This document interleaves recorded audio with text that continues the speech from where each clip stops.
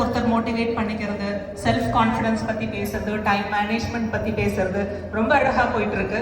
அதில் வந்து ரொம்ப பியூட்டிஃபுல்லான விஷயம் என்னன்னா, ஃபர்ஸ்ட் அவார்டே கோவிந்தம்மாள் அப்படிங்கிறவங்களுக்கு ஒரு விவசாயத்துக்காக கொடுத்தது ரொம்ப சந்தோஷமா இருந்தது. நம்ம இவன் ஒரு டவுன் ஒரு விவசாயத்தை நம்ம ரெகக்னைஸ் பண்ணி நம்ம இந்த ஜேசியில கொடுத்துருக்கிறது ரொம்ப சந்தோஷம்.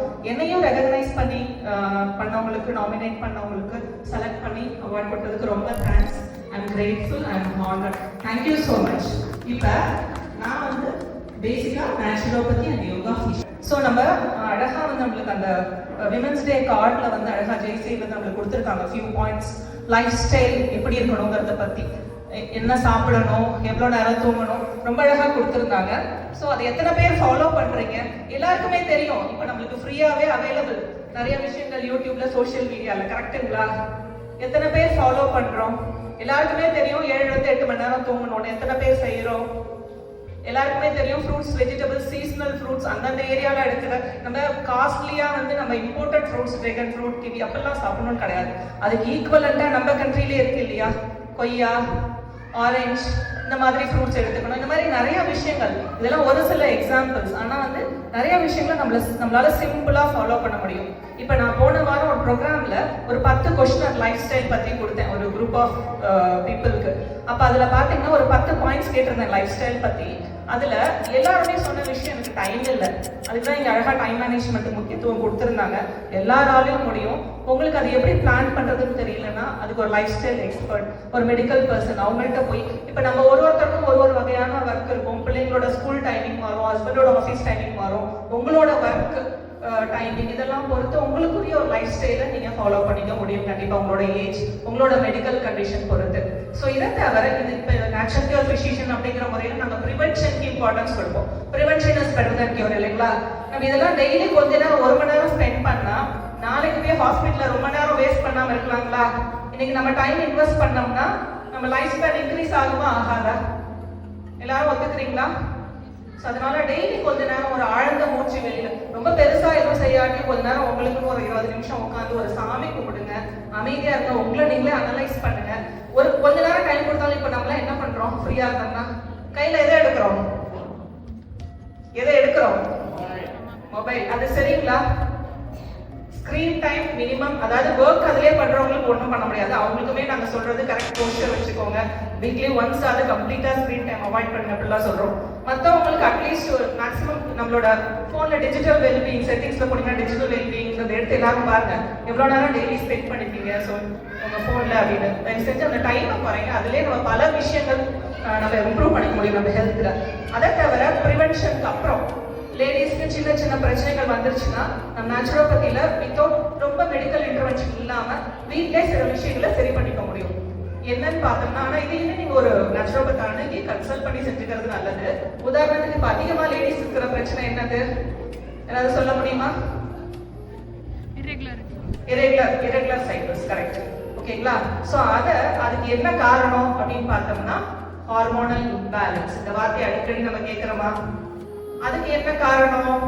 நம்ம நிறைய ஸ்ட்ரெஸ், ராங் லைஃப் ஸ்டைல்னால நம்மளோட நர்வஸ் சிஸ்டமை டிஸ்டர்ப் பண்றோம்.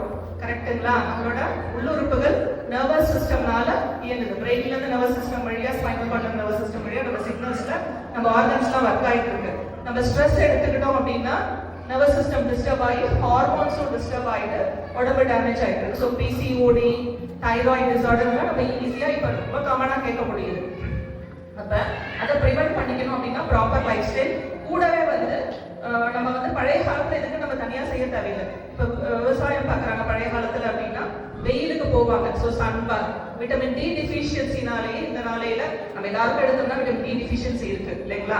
ஸோ இப்போ விட்டமின் டி டிஃபிஷியன்சினால நிறைய ஹார்மோனல் இம்பேலன்சஸ் வருது.